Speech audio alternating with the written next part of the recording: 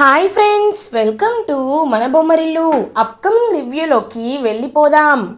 వేదవతి నిహారిక అక్షయని స్కూల్లో ఘోరంగా అవమానిస్తారు కదా.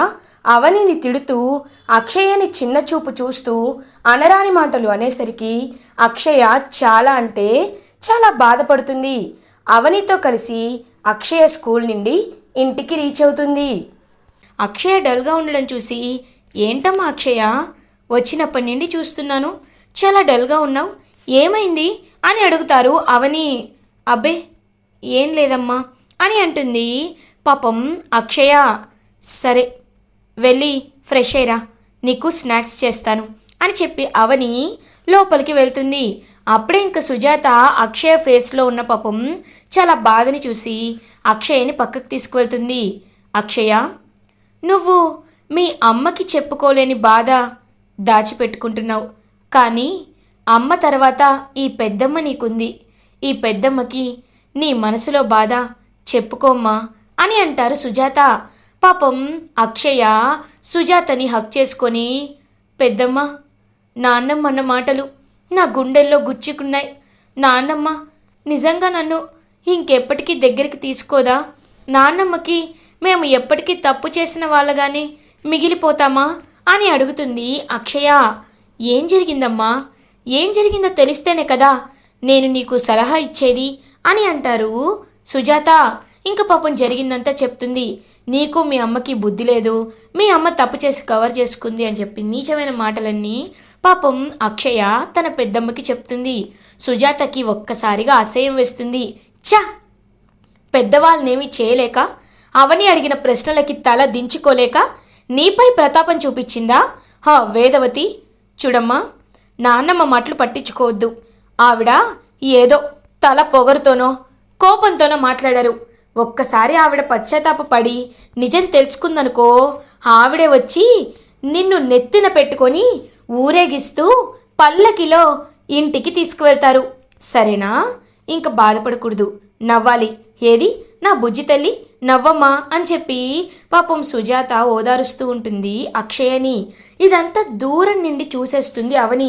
పాపం చూసి మనసులో చాలా బాధపడుతూ అక్కడి నుండి వెళ్ళిపోతుంది అవని.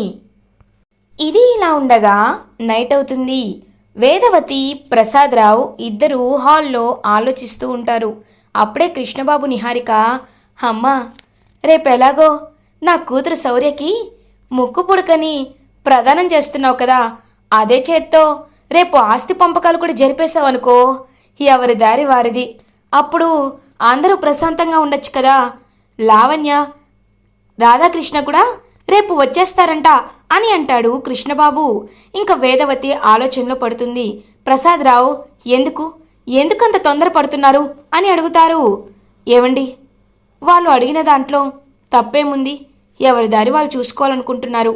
రేపు మంచి రోజు కదా, కాబట్టి రేపే ఇలాంటివి జరిపిస్తే మనకు కూడా ప్రశాంతంగా ఉంటుంది. కానీ ఇది కేవలం నా నిర్ణయం మాత్రమే కాదు, అందరినీ పిలిచి నిర్ణయాన్ని తీసుకోవాలి. శ్రీకర్, నాన్న శ్రీకర్ అని పిలుస్తారు వేదవతి. శ్రీకర్ హాల్లోకి వస్తారు. ఏంటమ్మా అని అడుగుతారు. శ్రీకర్, ఆస్తి పంపకాల్ని జరిపించాలి అనుకుంటున్నాం. ఎవరి ఆస్తి వాళ్ళకి వాటాలు వేయాలి అనుకుంటున్నాం. నీకు ఇష్టమే కదా?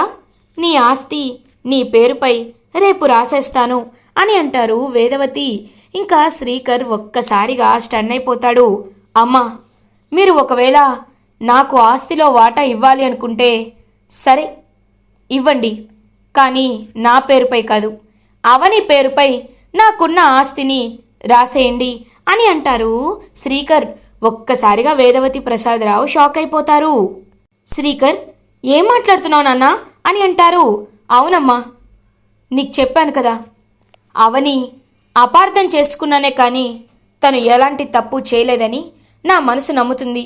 నిజంగా మీకు ఆస్తిని ముక్కలు చేయాలి అంటే నా తరపు నాకు ఆశ లేదు, కాబట్టి అవనికే ఆ ఆస్తి చెందాలి అని చెప్పి ఇంకా ఆ డాక్యుమెంట్స్ని తీసుకొని అక్కడి నుండి వెళ్ళిపోతాడు శ్రీకర్.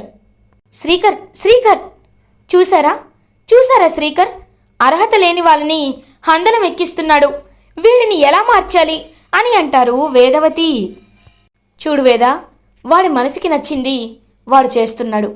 శ్రీకర్ని అడ్డుపడే అవకాశం కానీ వాడిని తప్పుపట్టే అవకాశం కానీ మనకి లేదు, అర్థమైందా అని చెప్పి ప్రసాదరావు అక్కడి నుండి వెళ్ళిపోతారు.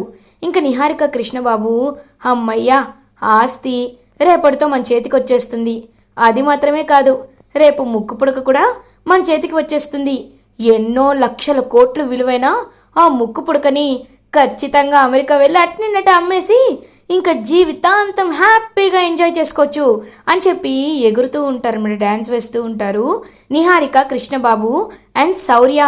ఇది ఇలా ఉండగా శ్రీకర్ అవని వాళ్ళ ఇంటికి వస్తారు. అవని అవని అని గేట్ దగ్గర నించొని పిలుస్తూ ఉంటారు. వెంటనే అవని బయటికి వస్తుంది. ఎందుకు వచ్చారు అని అడుగుతుంది. లోపలికి రమ్మని అడగవా అని అంటారు శ్రీకర్. అడగాలని అనిపించటం లేదు, అడిగేంత అర్హత కూడా నాకు లేదు, కాబట్టి ఏమైందో చెప్పండి అని అంటారు. పాపం సుజాత లోపలికి వెళ్ళిపోతుంది. ఇంకలా శ్రీకర్ అండ్ అవని ఇద్దరు మాట్లాడుకుంటూ ఉంటారు. అవని ఇదిగో ఇవి ఆస్తి పేపర్లు, నాకు సంబంధించిన ఆస్తి అంతా ఇందులో ఉంది, ఇది నువ్వే తీసుకో అని అంటారు. ఏంటి మీ ఆస్తి పేపర్లా, ఇవి నాకెందుకు మీరిస్తున్నారు అని అడుగుతుంది అవని. చూడవని, నువ్వు ఒక ఆడపిల్లవి, నువ్వు సమాజంలో ఎలా బ్రతకగలవు? నేను నిన్ను అనుమానించలేదో పక్కన పెట్టు, పాప భవిష్యత్తు కోసమే ఈ ఆస్తిని నీకు ఇస్తున్నాను అని అంటారు శ్రీకర్. ఒక్కసారిగా శ్రీకర్ దగ్గరున్న ఆస్తి పేపర్ని విసిరి కొడుతుంది అవని. ఏంటి ఏంటి సార్ ప్రగల్భాలు పలుకుతున్నారు? అంటే నా కూతుర్ని పెంచుకోలేనంత అసమర్థురాలనా నేను? మీ ఆస్తి కోసం ఆశపడి బ్రతికే ఒక చీడ పురుగులా నేను మీకు కనిపిస్తున్నానా? ఆస్తి కోసమే ఈ నాటకాలన్నీ ఆడిన దానిలా మీకు వినిపిస్తున్నానా అని అంటుంది అవని. ఒక్కసారిగా షాక్ అయిపోతాడు శ్రీకర్. అయ్యో అవని, నేను అలా అనటం లేదు అని అంటారు. మరి ఎలా అంటున్నారు? ఎలా అంటున్నారండి? ఇప్పుడు నేను మీకు ఈ ఆస్తి తీసుకుంటే నేను తప్పు చేసిన దాన్ని అవుతాను, అందుకే తప్పుకు కప్పిపుచ్చుకోవడానికి ఆస్తిని తీసుకుంటున్నాను, అంతే కదా? చూడండి, మీ ఇంటి నుండి ఒక్క అనా పైస కూడా నాకు అవసరం లేదు, నాకు జాబ్ వచ్చింది, నా కష్టం మీదే నా కూతుర్ని పెంచుతాను, మంచి చదువులు చదివిస్తాను. దయచేసి ఇంకొకసారి ఇలాంటి ప్రయత్నాలు నా దగ్గర మీరు చేయకండి. ఆస్తి అని మళ్ళీ నా దగ్గరికి వస్తే ఈసారి మాటలు కూడా మాట్లాడను, బయటికి గెంటేస్తాను, వెళ్ళండి అని చెప్పి అవని అక్కడి నుండి ఇంటి లోపలికి వెళ్ళిపోతుంది. పాపం శ్రీకర్ చాలా బాధగా ఏమీ చేయలేక అక్కడి నుండి వెళ్ళిపోతాడు. ఇది ఇలా ఉండగా మార్నింగ్ అవుతుంది. వేదవతి వాళ్ళ ఇంట్లో శ్రీకర్ పెళ్లి చూపులకి అన్ని ఏర్పాట్లు జరుగుతూ ఉంటాయి. శ్రీకర్ బయటికి వచ్చి చూస్తూ ఉంటాడు. అమ్మా ఏంటి వాళ్ళ ముక్కుపుడుకు ప్రధానోత్సవమే కదా అని అడుగుతారు. అవును నాన్న, కానీ అది సాయంత్రం, ఇప్పుడు నీకు పెళ్లి చూపులు అని అంటుంది. ఒక్కసారిగా షాక్ అయిపోతాడు శ్రీకర్. అమ్మా నేను చెప్పాను కదా అవని జ్ఞాపకాల్లోనే ఉంటానని, ఎందుకు మళ్ళీ ఇలాంటి అని అంటారు. చూడు శ్రీకర్, ఆ అవని చెడ్డదిరా, అందుకే నీ జీవితాన్ని నాశనం చేసుకోకూడదని నీ తల్లిగా నేను ఇది చెప్తున్నాను. చూడు ఒక్కటి చెప్తున్నాను, ఇప్పుడు నువ్వు పెళ్లి చూపుల్లో కూర్చోకపోతే నాపై ఒట్టే అని గట్టిగా చెప్తుంది వేదవతి. ఒక్కసారిగా అమ్మా అని చెప్పి ఆగిపోతాడు శ్రీకర్. నువ్వు తన్ని చేసుకుంటావా చేసుకోవా అనే విషయాన్ని పక్కన పెట్టు, కానీ ఇప్పుడు నువ్వు రాగిణి గారి ఇంటి నుండి వచ్చే పెళ్లి సంబంధంలో ఖచ్చితంగా కూర్చోవాలి అని చెప్పి ఇంకా గట్టిగా చెప్తుందనమాట వేదవతి. ఎందుకమ్మా, ఎందుకు నన్ను ఇంత మానసికంగా టార్చర్ చేస్తున్నారు, ఎందుకు అని చెప్పి ఇంకా అలా గట్టిగా చెప్పేసి పాపం చీకొట్టి అక్కడి నుండి వెళ్ళిపోతాడు శ్రీకర్. అలా చూస్తూ ఉండిపోతుంది వేదవతి. వేద, నాకెందుకో శ్రీకర్ని నువ్వు చాలా బాధ పెడుతున్నట్టు అనిపిస్తుంది, ఒక్కసారి ఆలోచించవచ్చు కదా అని అంటారు. మీరు కూడా ఆగండి, ఎప్పుడు మీరు మీ మేనకోడలైనా అవని వైపు నుండే ఆలోచిస్తూ ఉంటారు. ఒక్కసారి కన్న తల్లిగా కన్న తండ్రిగా వీడి శ్రీకర్ జీవితం వైపు నుండి ఆలోచించండి, అప్పుడు మీకే అర్థమవుతుంది అని చెప్పి అక్కడి నుండి ఇంకా వెళ్ళిపోయి పెళ్లి చూపుల ఏర్పాట్లు చేస్తూ ఉంటుంది వేదవతి. ఇది ఇలా ఉండగా మ్యాటర్ మొత్తం తెలుసుకుంటాడు సత్య. ఏంటి, శ్రీకర్కి పెళ్లి చూపులా? ఇది నాకు బాగా కావాల్సిన విషయం. అయితే ఇంక నేను నిప్పు రాజేయడానికి కరెక్ట్ టైం అన్నమాట అని చెప్పి ఎంతో హ్యాపీగా ఫీల్ అవుతాడనమాట సత్య. అలా సత్య అవని వాళ్ళ ఇంటికి బయలుదేరుతాడు. సత్య, ఇలా వచ్చేవేంటి అని అడుగుతుంది అవని. అవని, నీకు నిన్న చెప్పాను, కానీ నువ్వు నా మాట వినలేదు. ఇది మాత్రం నిజం. అసలు ఏం జరుగుతుందో తెలుసా? వేదవతి గారింట్లో ఏం జరుగుతుందో తెలుసా నీకు? శ్రీకర్ ఏం చేయబోతున్నాడో తెలుసా అని అడుగుతారు. ఏంటి సత్య, ఏం మాట్లాడుతున్నావు నువ్వు అని అంటారు. అవును, శ్రీకర్కి నీతో సంబంధాన్ని తెంచేసి ఇంకొక పెళ్లి చెయ్యాలి అనుకుంటుంది ఆ పెద్ద మనిషి వేదవతి అని అంటాడు. ఒక్కసారిగా అవని షాక్ అయిపోతుంది, సుజాత షాక్ అయిపోతుంది. ఏంటి, ఏం మాట్లాడుతున్నావు సత్య అని అంటారు. అవును, నేను చెప్పేది నిజం. నిజం కావాలంటే ఫోన్ చేసి కనుక్కో, ఎవరినైనా ఫోన్ చేసి కనుక్కో అని చెప్పి చెప్తూ ఉండగానే అప్పుడే కరెక్ట్గా సుజాత వేదవతికి కాల్ చేస్తుంది. ఇంకా వేదవతి కాల్ లిఫ్ట్ చేస్తుంది. ఏంటి అని అడుగుతుంది. మేము విన్నది నిజమేనా? మీరు శ్రీకర్ బావకి పెళ్లి చూపులు చూస్తున్నారా? ఇంకొక పెళ్లి చెయ్యాలనుకుంటున్నారా అని అడుగుతుంది. ఓ, విషయం నీ వరకు వచ్చేసిందా? అవును, నా కొడుక్కి పెళ్లి చెయ్యాలి అనుకుంటున్నాను. ఇప్పుడు నువ్వు ఏం చేయగలవు అని చెప్పి ఇంకా వెంటనే కాల్ కట్ చేస్తుంది వేదవతి. చూసావా ఎంత తలపొగరుగా మాట్లాడుతుందో? చూసావా? అది మాత్రమే కాదు అవని, అయినా శ్రీకర్ ఈ పెళ్లి చూపులకి ఎలా ఒప్పుకున్నాడనేదే ఇప్పుడు పాయింట్. ఆవిడ అంత ధైర్యంగా మాట్లాడుతుంది అంటే ఖచ్చితంగా శ్రీకర్ కూడా పెళ్లి చూపులకి ఒప్పుకున్నట్టే కదా.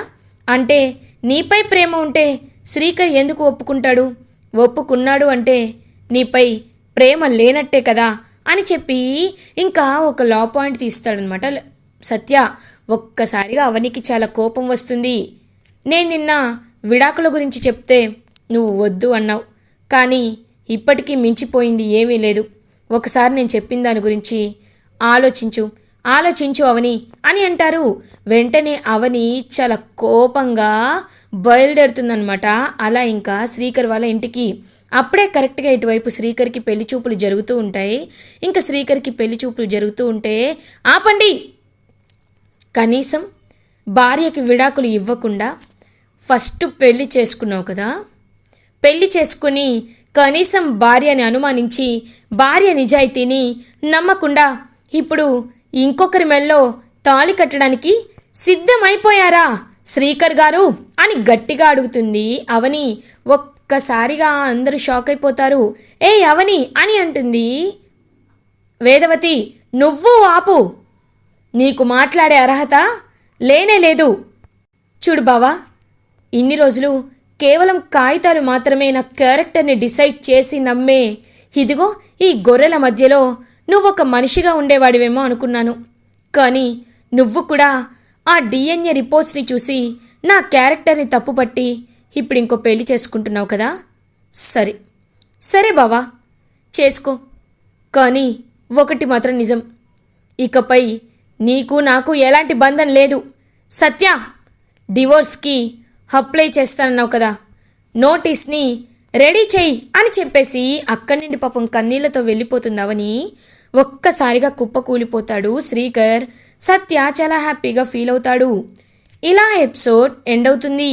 ఫర్దర్ ఎపిసోడ్ రివ్యూస్ ముందుగా మీకు కావాలి అనుకుంటే మా ఛానల్ని సబ్స్క్రైబ్ చేసుకోండి. Thanks for watching.